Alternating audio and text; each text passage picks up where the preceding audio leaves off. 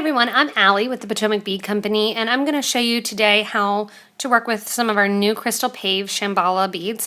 These are both teardrops and hearts. We have a couple new shapes, including hearts and donuts and skull heads that are really fun with their crystals, and they have the colors to them. Most of our Crystal Pave beads, when you pick them up, the Shambhala beads are going to have a hole on both sides. The round beads, the hole is going to go the whole way through the center. On the drops and the hearts, the hole is actually only top drilled.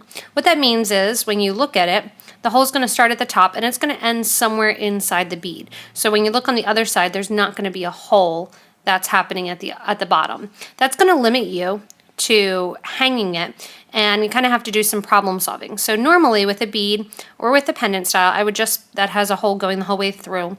I would put a head pin here at the top, curl a little bit, and make a loop. With these two items, I can't do that because they're only top drilled. There's also some Swarovski crystals that are top drilled. You may have jewelry at home that you want to kind of cut apart and use that's top drilled. This will show you some options what to do with those top drilled items. So with the first option, with my heart, I've taken some raw wire and I've cut a loop I've cut the raw wire and made a loop just with 20 gauge wire that I'm then going to glue into here with E6000 glue. To do that, all I'm doing is I'm taking a raw roll of 20 gauge wire. This happens to be art wire, and I'm going to hold the end of the art wire with my round nose pliers. Where I hold on my round nose pliers is going to determine the size loop that I'm getting for my bail shank here. So if I hold down here, I'm going to get a really small loop. Hold here, I'm going to get a larger loop. So I'm holding it in between the two jaws of the round nose pliers just so you can see it poking out there. And you don't want to be able to feel it here on the top. You want it to be nice and flush. I'm going to roll my round nose pliers over and make a complete circle. That circle is going to be off to the side a little bit. I'm going to put my pliers back in and just kind of straighten it out a little bit. If you need help making this eye pin or a coiled eye pin, you can also check out our other YouTube videos if you need a little bit more detail. Because with the top drilled items, you're not exactly sure a lot of times where that hole ends, I'm going to cut my wire long. I'd rather cut long and then keep trimming and making shorter than not have it long enough, because I do want it to be as long as possible in there so that when I use my glue, it has the nicest hold. So I've cut it long as my bead or as long as my pendant, and I'm going to try it out and see how far into the heart it goes. Now I've done this one so I know that it goes really, really short into, but what I'll do is I'll cut this down a little bit more with my cutters so that I just have my loop hanging out at the top. Push that down in there.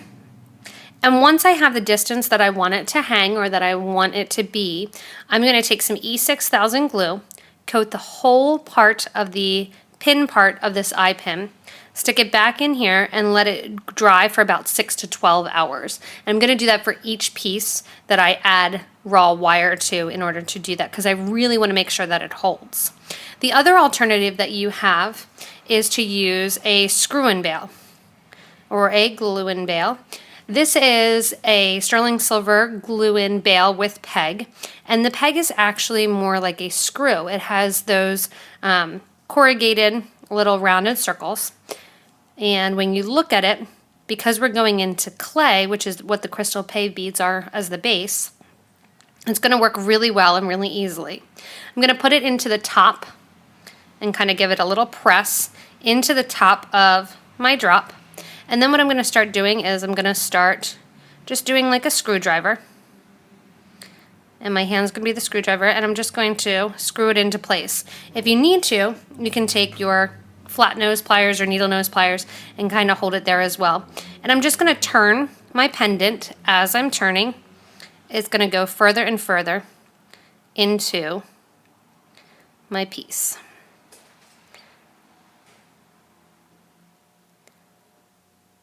And I'm turning. And as I'm turning, I'm pushing it into the piece. So that way it's really kind of pushing it in there. And you can see that my little piece here is getting smaller. And I'm going to keep turning the whole way so that way my bail is going to be right at the top. I'm going to use a little bit more pressure and kind of push in with my pliers. Turning my piece and holding my bail in place. With this, you actually don't have to use the E6000 glue. Some people will still use it just because they're more into safety than anything, but you can see how hard I'm pushing to get this into place to stay, and it's really not going to come out because it does have that screw-like feature on the peg. We do sell these in different sizes, and the different sizes have different little head pins on there as well as little bails. With the Pave beads, almost any size will work because they are that clay, so they can kind of be reamed out a little bit. This will also work, this bail and this style, with most of your beads that are top drilled. You can use it with polymer clay, you can use it with gemstones. The screw won't screw into most gemstones, but you can just do the raw wire. So that's how you work with some of these new crystal Pave beads, or how you would work with any top drilled beads that you may have in order to use them, that they can hang down. You're just going to either make it out of raw wire or get something like this. That's a sterling silver bail there that has the screw-on peg in it too. So thanks a lot for watching. Hopefully you get a chance to see some of these new crystal Pave beads and play around with them. They're really fun, they're really pretty, very, very eye-catching, and this one here will be great for Valentine's Day. Check out us on Facebook and like the rest of our YouTube videos, and hopefully you get to visit one of our stores soon and we get to see you. Thanks a lot for watching.